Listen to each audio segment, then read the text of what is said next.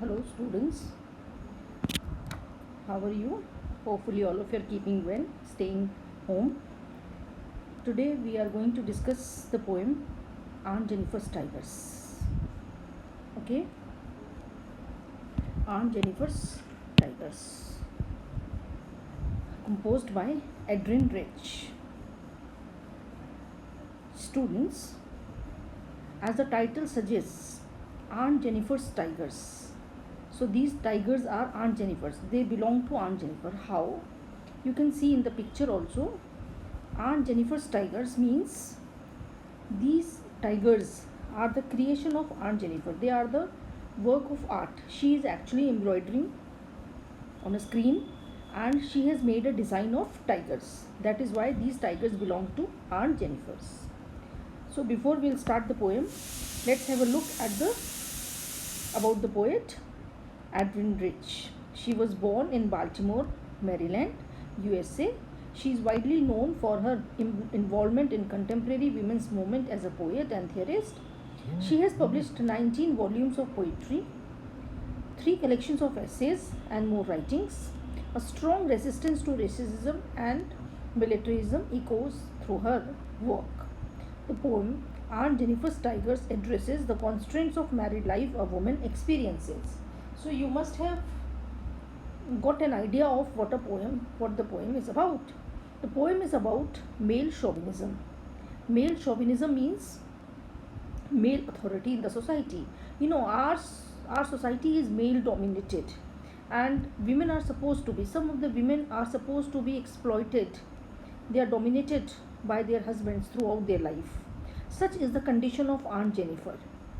Okay, so we have a detailed account of Aunt Jennifer, her tigers, and about her life.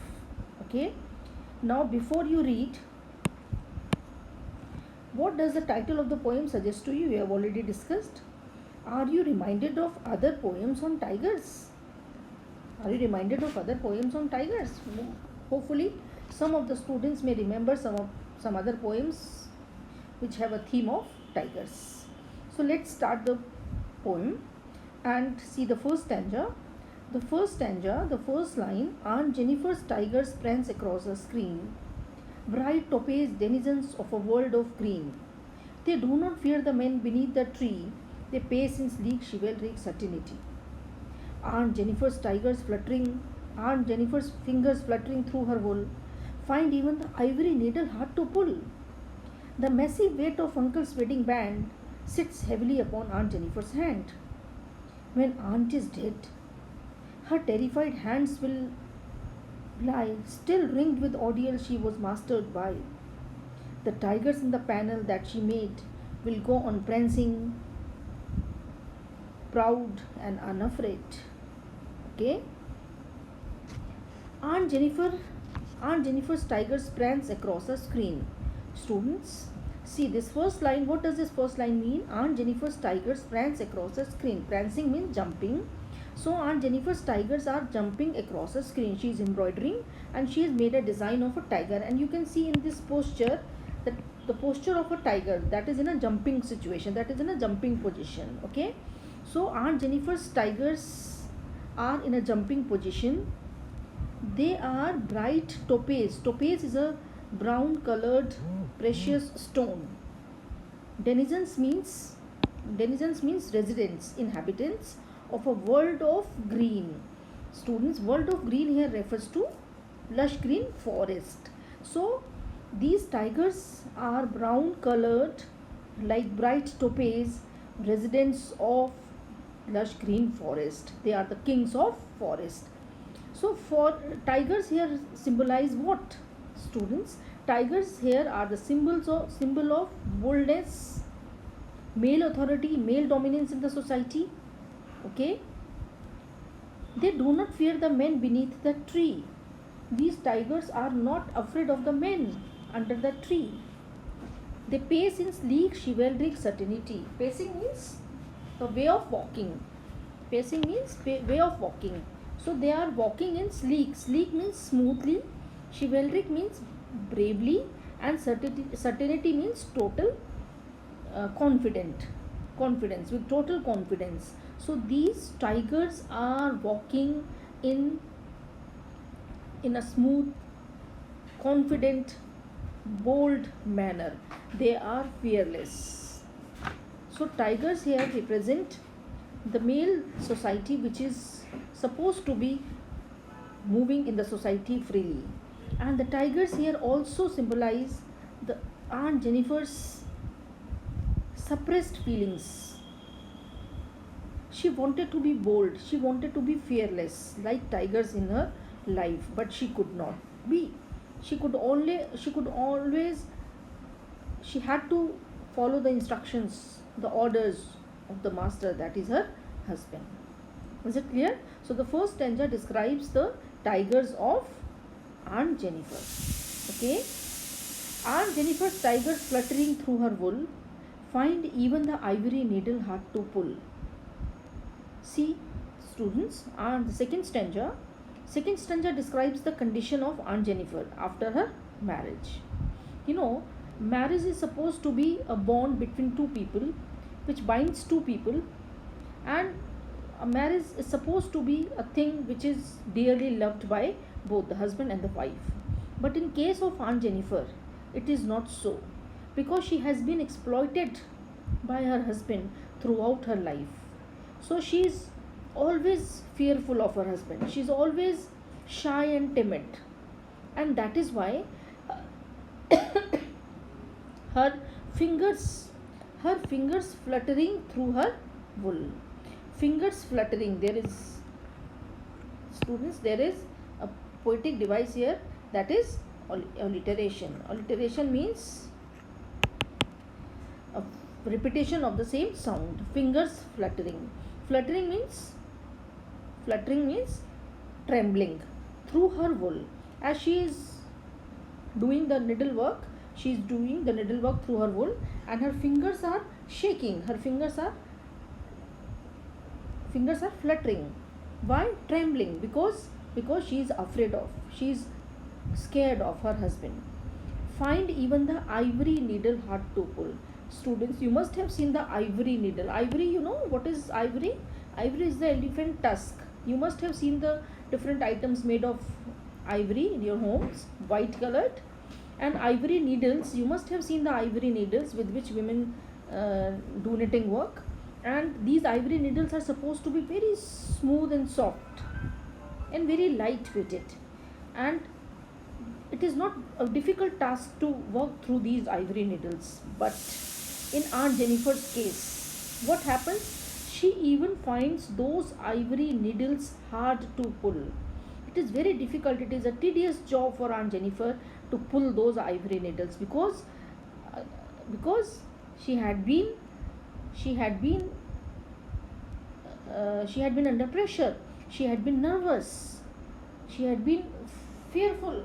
She had been doing all the odd jobs. She had been under pressure of her husband. She had been exploited through her life. That is why her fingers are fluttering, shaking. Is that clear? The massive weight of uncle's wedding band sits heavily upon Aunt Jennifer's hand. See, massive. What does the word massive means? Big. Massive means big. Weight. Massive means very much, too much. Weight of uncle's wedding band. You know, she is wearing a wedding ring, and this uncle's wedding ring which she is wearing, she finds it very burdensome. It's a very heavy thing which she is wearing on her hand, that sits heavily upon Aunt Jennifer's hands. Dear students, actually wedding rings are supposed to be a thing which is very dear for a lady, for a woman, because they are happy, if they are happy with their married life, if they are happy with their husbands. But in Aunt Jennifer's case, she just symbolizes the women who are exploited by their husbands throughout their life, the male dominated society, the male dominance, the foundations of married life. Okay, so here ring is the symbol of foundations of married life. She has been confined in that world where she has been burdened by the authority of her husband, isn't it? So the massive weight of uncle's wedding band, she finds it very difficult to wear that wedding band. So she has been exploited throughout her life, and that is why this wedding band is not a dear thing, it's not a lovely thing for Aunt Jennifer, and she finds it very difficult to wear that wedding band. Is it clear? When aunt is dead, her terrified hands will lie still ringed with ordeals she was mastered by. The tigers in the panel that she made will go on prancing proud and unafraid. What does the third stanza mean? When aunt is dead, see the children, the aunt is dead, and her death symbolizes her total submission to male dominance, the total submission to the suppression, the total submission to the exploitation that she had been a victim of throughout her life. Okay, her terrified hands. Here, children, see, this is the example of transferred epithet. There is a poetic device here. Terrified hands. Transferred epithet. Transferred epithet. What does it mean? Transferred epithet. What does it mean? Transferred epithet means when an adjective is shifted from the noun which it qualifies to another noun. Okay. So terrified hands. Terrified here has been used for Aunt Jennifer, but it has been shifted with hands. So this is a very good example of transferred epithet. Her terrified hands will lie still ringed with ordeals. Ringed here has another poetic device which is called pun. What does pun mean? Pun is the poetic device in which we use a word is used only once, but it conveys more than two or more than two meanings. So here ringed means the first meaning of the ringed is the ring she is wearing, and the second meaning is she is surrounded by.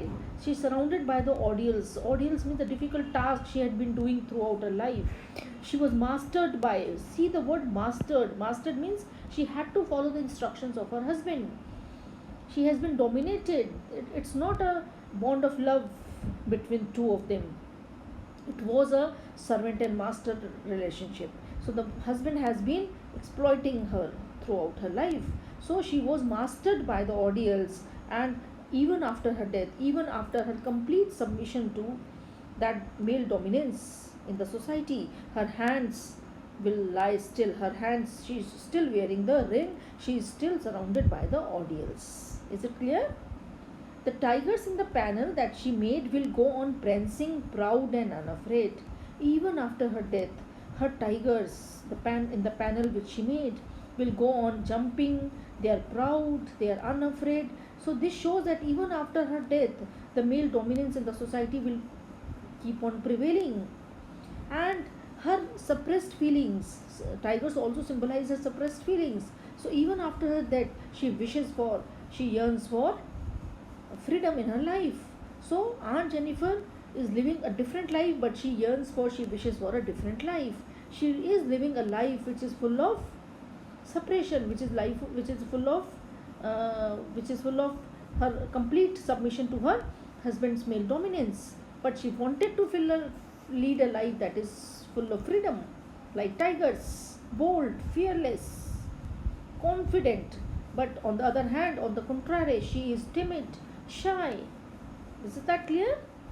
I think the poem is clear to you, students. Now we will discuss the various symbols which have been used in the poem. There are various symbols. The first is the tiger. The first symbol,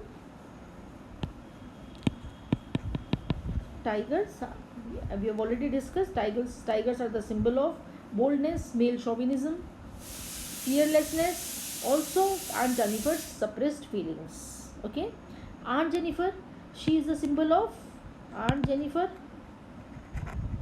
she is a symbol of victim of that gender bias society. And uncle's wedding band is the symbol of, we have already discussed it. Wedding band is a symbol of male authority and the constraints of a married life. Okay, and Aunt Jennifer's death. That symbolizes her total submission, surrender to that male operation, that male chauvinism. Is that clear? And we'll have the different poetic devices we have already discussed in the poem. First, imagery, bright opaque denizens of a world of green. Then alliteration, fluttering fingers. Transferred epithet, we have already used, terrified hands. Okay, and prancing proud, also a very good example of alliteration. And ringed is pun. I think the poem is clear to you. Is that clear, beta? All of you have understood it? Now you will see the different short answer type questions given at the end of this poem. These questions, these 8 questions include every information that is given in the poem. So you will do these 8 questions in your notebooks, and if you have any doubt you will ask me. Is that clear?